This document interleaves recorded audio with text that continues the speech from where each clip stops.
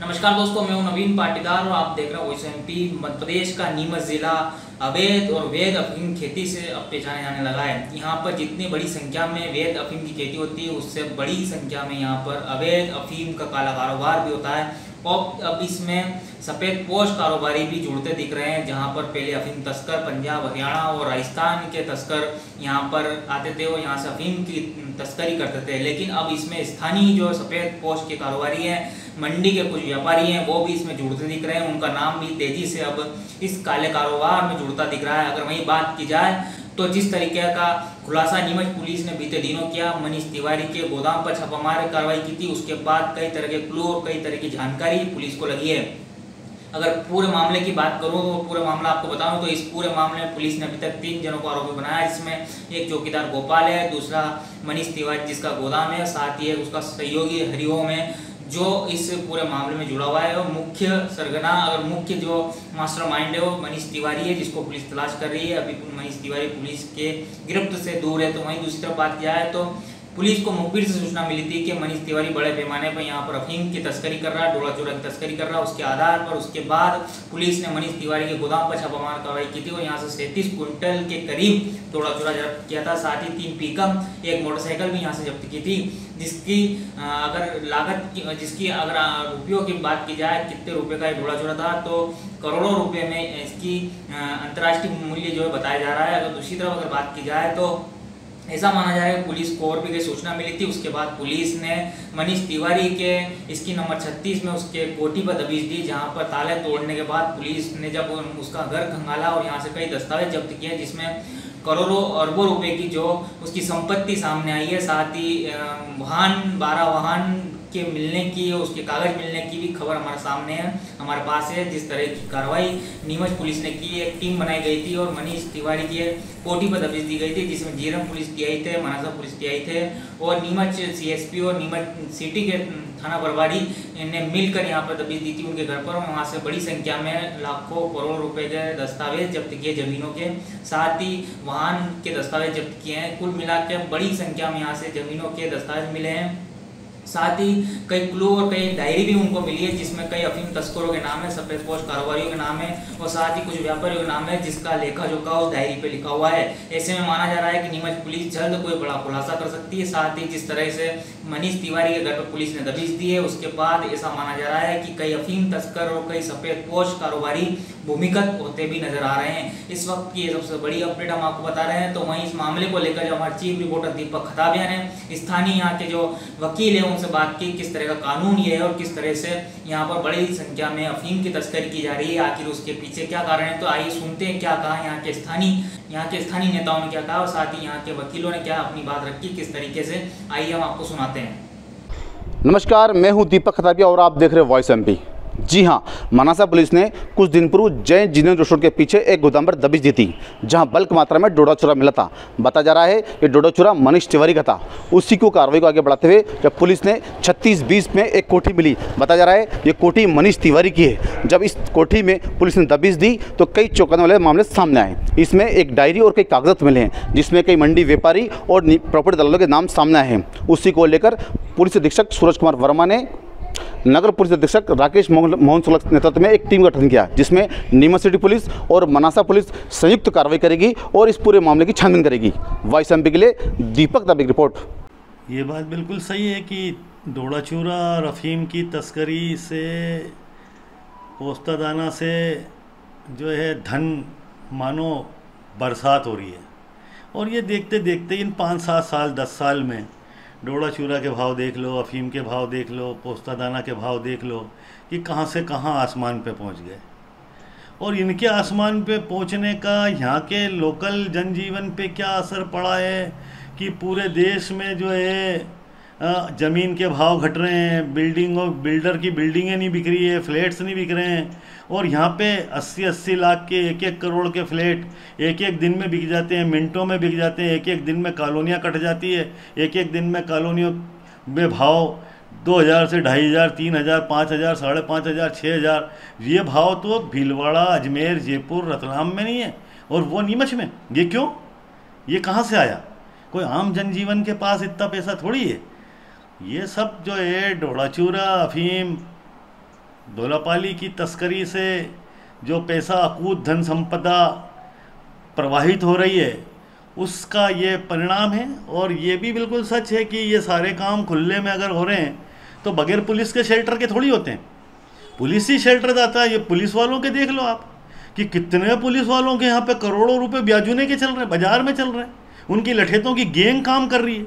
इस तरफ तो पुलिस का ध्यान ही नहीं है, उन तरफ भी तो देखो कि कौन से पुलिस वालों का इन्वॉल्वमेंट जो है, किस तरीके से, इस तरीके से जो रैकेट चलाने वाले लोग उनके साथ कैसा खुला खेल, आए दिन उनके साथ कैसे वो पार्टियां शार्टियां ये वो सब होता रहता है। तो हायर अथॉरिटीज़ की निगाहों में ये कब आता है ये सारी चीज़ें, जब कोई ना कोई एक मामला पकड़ा जाता है। अक्षत गोयल वाला मामला अपने आप में एक अनूठा, आज तक उस पुलिस वाले की बर्खास्तगी नहीं हुई, आज तक उसकी गिरफ्तारी नहीं हुई। सरेआम ये पता चल चुका था कि वो पुलिस का फर्जी प्लांटेशन था, पर क्या हुआ? कुछ नहीं हुआ। जहां उसमें पुलिस की अपनी भूमिका थी वहां पे राजनीतिज्ञों का गठजोड़ भी पुलिस के साथ सामने आया था। वो एक साधारण सा पुलिस वाला जावत पुलिस थाने को पूरा हैंडल किया हुआ था, वहाँ पे टीआई की हैसियत और औकात ही ख़त्म हो चुकी थी। तो जब हम इस तरीके के छोटे छोटे पुलिस वालों को थानों का इंचार्ज बना देंगे और पुलिस के जो टीआई या एसडीओ पुलिस होते हैं वो वहाँ पे मूक दर्शक की भूमिका में आ जाएंगे और हम उनसे लेन देन करने लगेंगे उन पुलिस वालों से, तो नतीजे तो ऐसे आएंगे, तभी तो धन आता है। आज सुनने में आता है कि एक डोड़ा चूरा का मामला पकड़ा जाता है, या एक अफीम का मामला पकड़ा जाता है, या एक धूलापाली का मामला पकड़ा जाता है, तो पता लगता है कि 2 से 3 करोड़ 4 करोड़ कोई हवाला में बंद हो जाता है, कोई काय में बंद हो जाता है जो पैसे मंगाते हैं। तो पुलिस के यहाँ पे उनके तोड़बट्टे जो होते हैं वो उनकी जो फिगर होता है वो फिगर ही इस पूरे मालवा मेवाड़ अंचल में भयानकतम फिगर होता है कि 5 करोड़ में तोड़बट्टा हुआ, 4 करोड़ में तोड़बट्टा हुआ। तो ये क्या है? और ये सब चीज़ें बंद भी नहीं इसलिए नहीं हो सकती है कि अगर अफीम की खेती होगी तो उससे अवैध उत्पादन भी होगा। एक तरफ जहाँ सिंगोली में हम 92 केजी पर हेक्टर की औसत मिल जाती है, वहाँ हमारी औसत जो है किसान से रिकवरी की है वो 52, 54, 56 वो पैदावार हो रही है 90, 92, 94, 95। तो पर हेक्टर जो 30 किलो की अवैध अफीम निकल रही है वो ब्लैक मार्केट में तो जा रही है। तो वो ब्लैक मार्केट में आज बिकेगी 3 लाख रुपए किलो में, तो धन तो पैदा हो रहा, सैकड़ों करोड़ों रुपए का काला धन पैदा हो रहा। पोस्ता से भी हो रहा है, डोडा चूरा से भी हो रहा है। अब डोडा चूरा की पॉलिसी की बात करें तो बड़ी विसंगतियाँ हैं कि एक तरफ तो अफीम जो है केंद्रीय कानून के तहत आता है और अफीम का ये छिलका डोडा चूरा ये स्टेट के सब्जेक्ट का है। ये कितनी बड़ी विसंगति! क्यों नहीं डोडा चूरा को है जो है आप जो है सेंट्रल का जो ओपियम एक्ट में है, जो अफीम जो है केंद्र सरकार के अधीन है, उसकी खेती उसके अधीन है, तो डोडा चूरा का कारोबार राज्य सरकारों के अधीन क्यों? और जब आपने डोडा चूरा का कारोबार ही बंद कर दिया, लाइसेंस ही ख़त्म कर दिया, तो फिर अगर आप उसको नष्ट नहीं कराते हैं, उसकी नष्टीकरण की प्रक्रिया को अंजाम नहीं देते हैं, तो वो तस्करी में तो आएगी, उसकी तस्करी होगी। और अब 5,000 रुपये किलो, 4,000 रुपये किलो के भाव हो गए। किसी ज़माने में जब दिग्विजय सिंह जी मुख्यमंत्री हुआ करते थे तब सरकार समर्थन मूल्य पे जो है उसकी खरीदी करने के जो रेट निकालती थी 300 रुपये क्विंटल। सुनने में ही अटपटा लगता है कि ये क्या बोल रहे हैं, 300 रुपये क्विंटल, आज 5,000 रुपये किलो। तो इतना वेरिएशन भयावह काला धन पैदा कर रहा है और ये काला धन इस इलाके की सामाजिक ताने बाने को नष्ट करता नजर आ रहा है और आने वाले दिन तो इस काले धन से और ज़्यादा भयावह होने वाले हैं। देखिए, डोडा चूरा देश की जनता को, विशेषकर युवाओं को खोखला कर रहा है और ये जो हमारे क्षेत्र में डोडा चूरा का जो उत्पादन है इसके साथ ब्लैक बाजारी ज़्यादा होती है। और उसका पीछे का रीज़न ये है कि इसके पीछे नेता लोग, सफ़ेद पोस्ट लोग, अधिकारी लोगों का एक संगठन है, एक षड्यंत्र है और इसी के कारण ये डोडा चूरा का इस प्रकार का ब्लैक मार्केटिंग हो रही है। आपने देखा पिछले 2 दिनों के अंदर नीमच के शहरी क्षेत्र के अंदर डोडा चूरा की बड़ी खेप पाई गई और जो नाम आए वो सब चौंकाने वाले नाम हैं और सरकार खुद ही चाहती है कि डोडा चूरा का व्यापार इस प्रकार फलता फूलता रहे। आज तक सरकार ने सालों तक डोडा चूरा का किस प्रकार डिस्पोज करना है, किसान से लेना है, उसकी कोई नीति नहीं बनाई है और नीति के अभाव में इसी प्रकार डोडा चोरी चल रही है। डोडा चोरी के दम पर थाने और नेताओं की नेतागिरी चल रही है और ये एक षड्यंत्र है। इस षड्यंत्र को रोकने के लिए एक बड़े व्यापक स्तर पर एक अभियान की या कानून की ज़रूरत है। देखिए, क्या होता है कि ये जो लोग होते हैं ना, अधिकारी लोग होते हैं या ऑफिसर्स या जितने नेता होते हैं, ये सब पीछे से अपना काम करते हैं। ये सी ग्रेड और डी ग्रेड के लोगों से काम करवाते हैं, लेकिन जब भी इनको बचाने का काम आता है तो ये लोग फ़ोन से करते हैं। लेकिन इसको अनुमान यदि हम लगाएंगे तो अनुमान निश्चित रूप से लगेगा कि इसके पीछे बड़े लोग शामिल हैं और इसी वजह से धंधा इस प्रकार फलता फूलता है। देखिए, डोड़ा चूरा तो हर किसान के यहाँ पैदा हो रहा है और उसको सरकार के यहाँ जमा नहीं करा रहे हैं, तो डोड़ा चूरा तो बिकता ही है। लेकिन सप्ताह में 15 दिन में एक केस इसलिए बनाया जाता है कि इसके नाम पर अपराधियों को तो सज़ा मिले ही, लेकिन उसके नाम पर दूसरी तरफ इसके पीठ पीछे जो वसूली होती है वो भी की जा सके।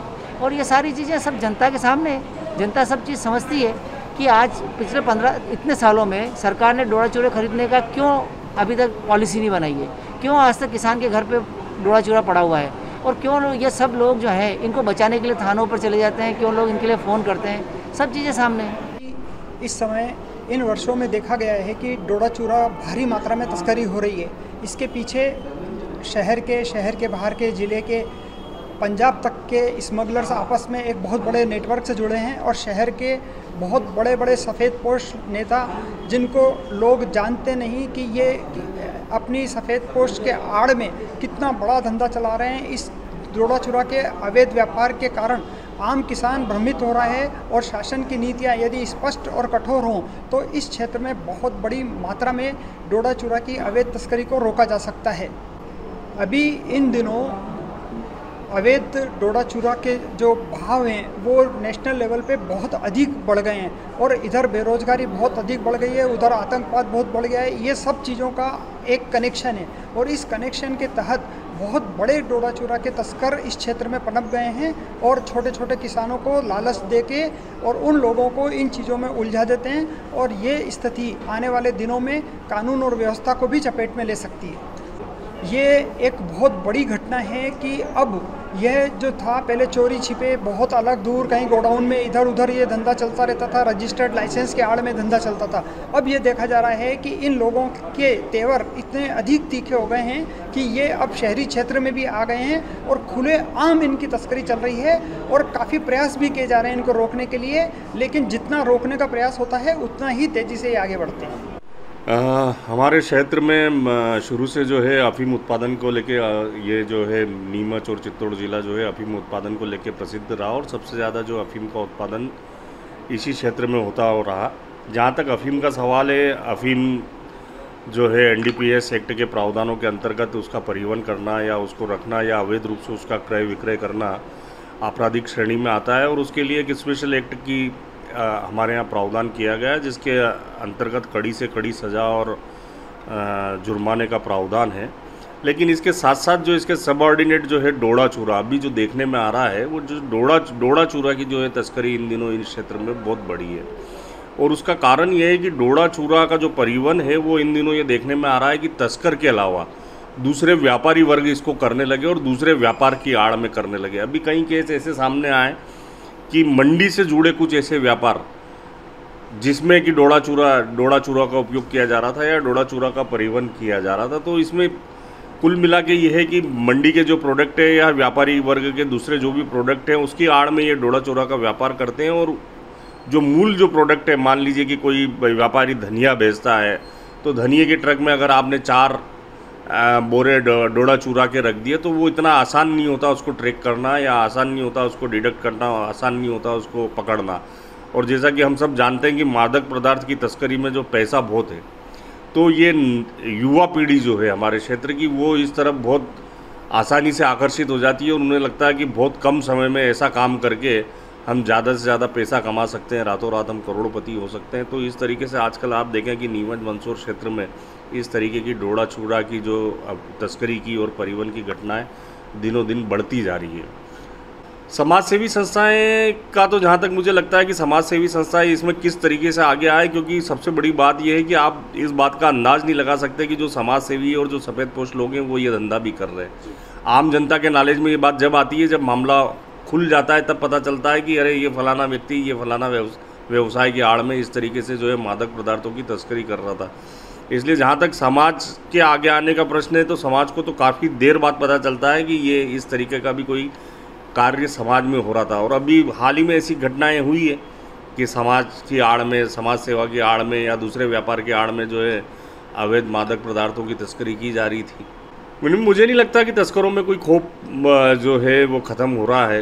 रोज़ आए दिन केस बन रहे हैं, आए दिन सजाएं हो रही है, लेकिन आप और हम देख रहे हैं कि तस्करी भी कम नहीं हो रही है। और आप देख रहे हैं कि एक टाइम हुआ करता था कि तस्कर लोग जो है ये सारी चीज़ें ऑपरेट या तो किसी सुनसान एरिया से करते थे, या किसी जंगली एरिया से करते थे, या खेत खलियान से करते थे। लेकिन अब जो रिसेंट में जो केस हुए हैं तो हमने देखा कि वो कॉलोनियों से हो रहे हैं, कॉलोनी में हो रहे हैं, रहवासी क्षेत्र से हो रहे हैं, जहाँ कोई अंदाज़ भी नहीं लगा सकता कि इस क्षेत्र से ये इतना बड़ा काम हो रहा होगा। तो मुझे तो नहीं लगता कि जो है कि कोई खौफ लोगों में कम हो रहा, बल्कि खौफ और कम हुआ है, और ज़्यादा से ज़्यादा लोग जो है इस मुनाफे के धंधे की तरफ प्रभावित होते जा रहे हैं। और ऐसे में मुझे ऐसा लगता है कि प्रशासन को बहुत ज़्यादा, ज़रूरत से ज़्यादा सख्त से सख्त कदम उठाने की आवश्यकता है, जिससे कि युवा पीढ़ी भटके नहीं और नशे की तरफ नहीं जाए, और जो अवैध रूप से वो लाभ कमाना चाहते हैं, अवैध रूप से जो पैसा कमाना चाहते हैं, उस फितरत से उनका ध्यान हटे। गत सप्ताह नीमच पुलिस को एक बहुत बड़ी सफलता मिली थी, जिसमें लगभग 37 क्विंटल डोडा चूरा एक गोडाउन से जब्त हुआ था। इसके साथ में वहाँ से 4 व्हीलर्स, 4 4 व्हीलर्स, जिसमें पिकअप और इस तरह की 4 व्हीलर शामिल थे। इसके अलावा 2 व्हीलर्स और कई फर्जी नंबर प्लेट और इत्यादि बहुत सारी चीज़ें वहाँ से जब्त हुई थी। और इससे ये समझ में आ रहा था कि यहाँ पर एक सुनियोजित तरीके से काफ़ी समय से इस तरह का अवैध गतिविधि जारी था। और इस क्रम में उसमें लगातार उसमें पुलिस आगे उसके लाइंस जो हैं, सोर्स और डेस्टिनेशन, और कौन कौन इसमें इन्वॉल्व है, इस एंगल पे लगातार उसमें जांच कर रहे हैं। और इसी क्रम में जो जिसका गोडाउन है मनीष तिवारी, उसके अन्य जो ठिकाने हैं, अन्य जो प्रॉपर्टी है, उन पर भी उनकी जांच की जा रही है। जिसमें कुछ दिन पहले उनका एक और मकान है, वहाँ पर भी दबिश दी गई थी। वहाँ से भी काफ़ी कुछ सेंसिटिव डॉक्यूमेंट्स इत्यादि मिले हैं, जिन पे इनका अध्ययन किया जा रहा है। जो भी उनके नोटबुक, डायरी इत्यादि मिले हैं, उसमें और भी सुराग लगने की संभावना है कि उसमें किन किन लोगों का इन्वॉल्वमेंट था जो इस बड़े स्तर पर अवैध गतिविधि को अंजाम दे रहे थे। देखिए, अभी तो जो डॉक्यूमेंट्स, दस्तावेज इत्यादि जो उनके घर से मिले हैं, उनकी जांच की जा रही है। और उसमें जब तक उसकी कड़ी जुड़ नहीं जाती है, तब तक इस संबंध में बहुत ज़्यादा कुछ कहना उचित नहीं होगा। बट ये डेफिनेट बात है कि चूँकि एक ऑर्गेनाइज्ड तरह से एक बड़े स्तर पे इस तरह की NDPS की गतिविधि की जा रही थी, तो इसमें जो भी लोग इन्वॉल्व हैं, जो भी कड़ियाँ इसमें, उन सबको जोड़ेंगे।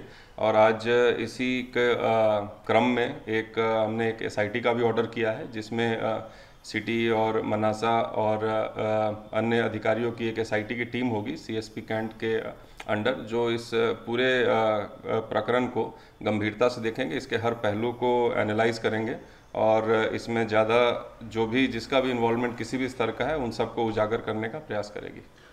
देखिए, चूँकि नीमच एक मंडी के कारण बहुत ही यहाँ पर ट्रांसपोर्ट और इन सब की गतिविधियाँ काफ़ी बड़े स्तर पर रहती है। इसका लाभ उठाते हुए कई लोग अन्य व्यापार के बहाने अलग अलग गोडाउन रख लेते हैं, और उसमें अन्य, भले वो अन्य गल्ले हों या मसाले हों या इन सब के व्यापार के दिखाते हुए जो अवैध गतिविधि कायम करते हैं। तो लगातार पुलिस की नज़र, उनकी मुखबिरी सक्रिय रहती है। और इसी क्रम में भी इस जो अवैध गतिविधि थी, इसका भी खुलासा हुआ है। आगे भी अगर कोई कहीं पर इस तरह की अवैध गतिविधि चल रही है, उसका भी हम लोग खुलासा करेंगे।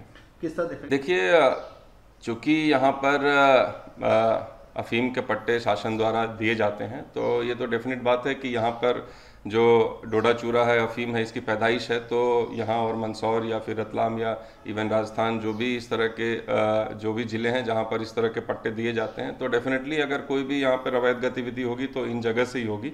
और इसलिए भी पुलिस विभाग जो है, जिला पुलिस है, उसके अलावा भी जो शासन है, उसने एक नारकोटिक्स विंग भी इसलिए स्थापित किया गया है, क्योंकि डेफिनेटली जहाँ पर जिस चीज़ की पैदाइश होती है, उसके अवैध गतिविधि और अवैध कारोबार की संभावना बनी रहती है।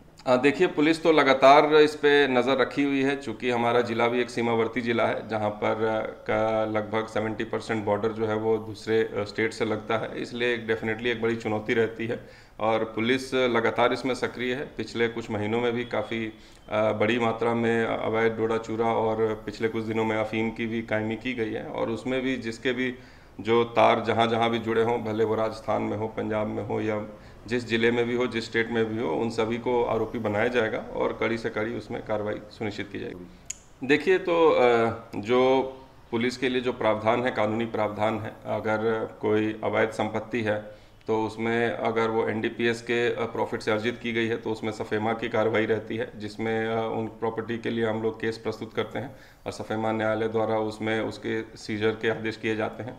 इसके अलावा अगर कोई आरोपी फरार है और उसकी कोई संपत्ति है तो उसे भी कुर्क करने का पावर जिला में हम लोग आवेदन देकर उससे करा सकते हैं और माननीय न्यायालय के तत्वावधान में ये सारी कार्रवाई की जाएंगी। और इसके अलावा अगर और भी कोई चल अचल संपत्ति है तो उन सब पे भी उसके क्या सोर्स हैं, क्या वो अवैध रूप से अर्जित की गई, इन सब चीज़ों को देखकर उसके अप्रोप्रिएट उसमें कार्रवाई की जाएगी। अगर ज़रूरत पड़ेगी तो इनकम टैक्स को भी इन्वॉल्व किया जाएगा और जो भी शासन के अंग हैं सभी अवैध गतिविधियों को रोकना चाहते हैं और हम सभी का सहयोग लेंगे और पुलिस अपनी भी कार्रवाई जारी रखेगी।